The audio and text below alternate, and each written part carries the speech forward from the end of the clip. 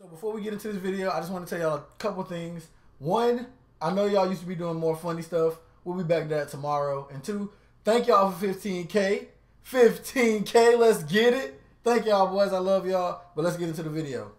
What's good, everybody? It's D Brown Shanghai here. Today, I wanted to discuss NBA Live once again because yesterday, I feel like my video was very one-sided, and I saw the comments. Everybody was like, oh, y'all do this all the time when NBA Live drops a trailer. Everybody said they're going to switch to live.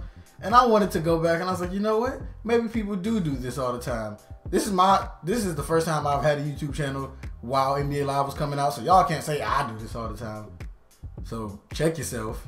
But I do want to be unbiased and take a good look at NBA Live. So that's what we're going to do here today. As always, when you ask somebody if they want good news or bad news first, we're going to start with the bad news first. The first bad thing about NBA Live that I've seen so far with the trailers and whatnot, the first bad thing about NBA Live that I've picked out from the trailer so far is like the body models. I don't know how. I don't know if it's the lighting or what.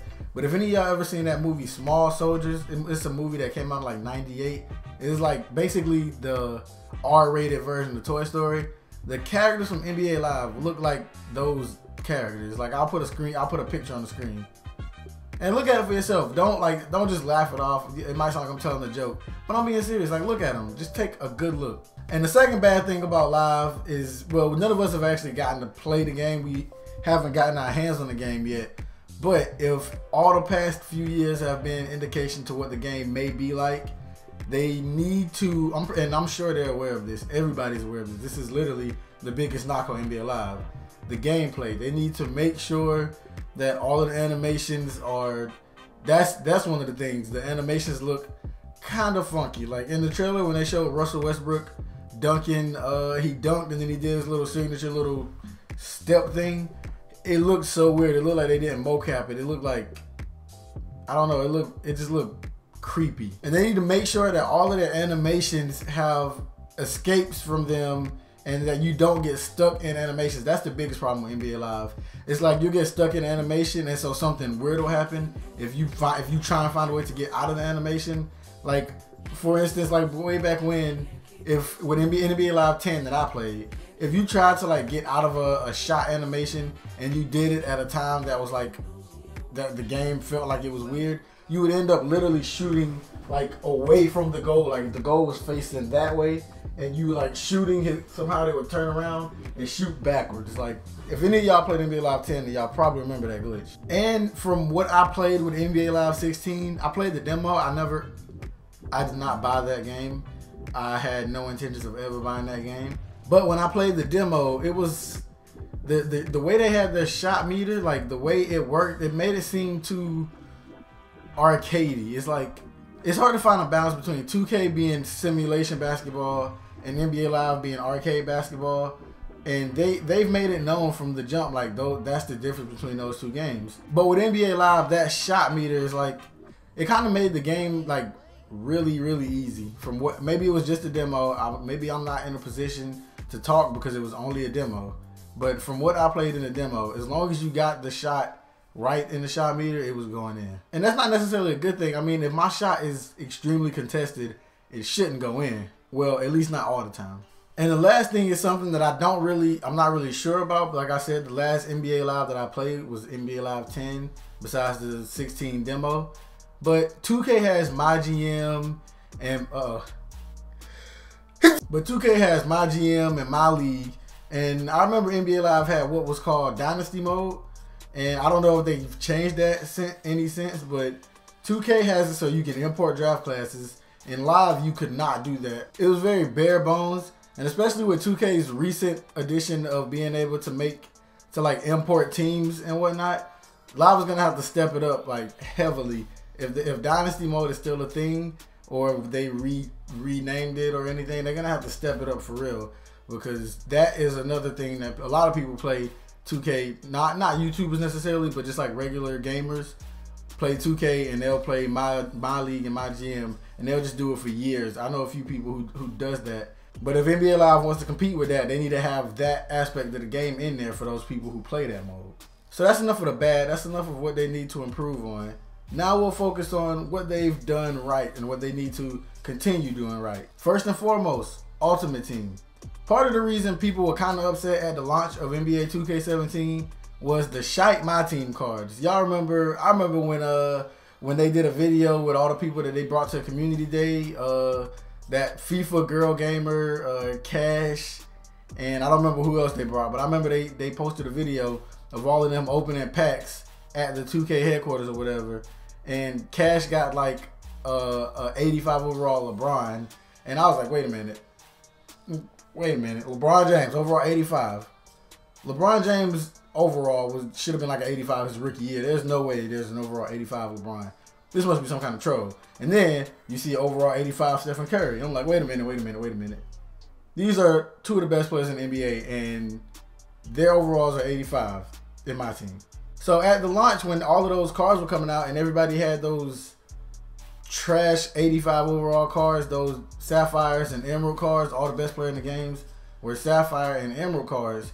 People were like, what is this? Like, my team literally went from being the most watched YouTube game mode to losing it to Park in like almost immediately at 2K17's launch. But NBA Live takes their formula from their Madden Ultimate Team, which is what started the entire Ultimate Team genre. So they take that formula and put it into the FIFA and NBA Live, and that's why all of those game modes are nice, because they are the ones who made it and they have the perfect recipe for it. And I remember seeing, like, watching some NBA Live Ultimate Team videos last year. Well, not last year, with 16. They had like rookie Iverson, they had rookie LeBron, rookie Kobe. I was like, oh my God, what is stopping 2K from doing this? Why does 2K only give us like, well, I'll point out one that I pointed out way back in the day with my videos. Andre Miller. Who wants the overall 85 of Andre Miller? Who's looking for that? Who's looking for that? And NBA Live has all these cool cards. They have like multiple different versions of players. They have challenges where you can unlock players. 2K did that once throughout the whole year, if I'm correct. They did it so you can get a Ruby Jeremy Lin during the Chinese New Year. And that's the only one they did all year that you could unlock a player from doing a challenge. So that's one thing NBA Live needs to stay constant with, is the way they do their Ultimate Team. Make sure that they are doing Ultimate Team better than 2K is doing my team. And in the last video, we talked about this one, presentation. They have the ESPN contract, as we talked about in that last video. And as I said in the previous video, NBA Live has the edge when it comes to presentation. They have that contract with ESPN. They have the ESPN halftime shows, the ESPN analysts, and all of that stuff, and their commentators. So NBA Live has the edge there. They need to make sure they stay on top of that with the presentation, because they need every edge they can get. So they need to renew that contract with ESPN when the time comes, because if 2K gets that while they're also on the verge of possibly signing with TNT, and they get both of those, say goodbye. And also the soundtracks. The NBA Live soundtrack every year, no matter how bad the game is, the soundtrack is always fire. But that's a little thing. We ain't gonna talk about that too much. We're gonna move on into the last one, the biggest one. No pun intended, but it's actually called The One. You know the game mode. The new My Career for NBA Live is The One, and they have to be 100% on point with The One in order for them to be able to challenge 2K. They already have the community gas. The basketball gaming world is all eyes on live right now, with the dropping of the trailer and all of the cool features, everything. It looks like they have some dope concepts. So right now, there's a lot of people who are willing to give NBA Live a chance, and there's a lot of YouTubers claiming that they'll switch over. I don't want to be one of the people who gas it. I was really hyped when it first came out, but I will not be one of the people saying, "Oh, I'm buying NBA Live." You gotta watch first. Like, you gotta play the game. You gotta get some gameplay. You gotta play that demo. I'm not just jumping on the bandwagon just because of a trailer and a Kendrick Lamar song. But if they can execute that properly, that'll be another thing that will possibly put them in the category with 2K, or close to coming back to being able to compete with 2K. So if EA Sports can fix the negative things that I discussed in this video, and if they can keep everything that they've had going strong for a while that I talked about in this video, and make sure that The One is actually as good as it's advertised to be, hey man, we might actually have a basketball game war on our hands this year, which is good for us as consumers. That would be good for us. That means there'll be more sales. 2K will have more VC sales for the people that buy VC, and Live will have whatever they sell. They'll have their NBA Live points. That's what they're called, as a matter of fact.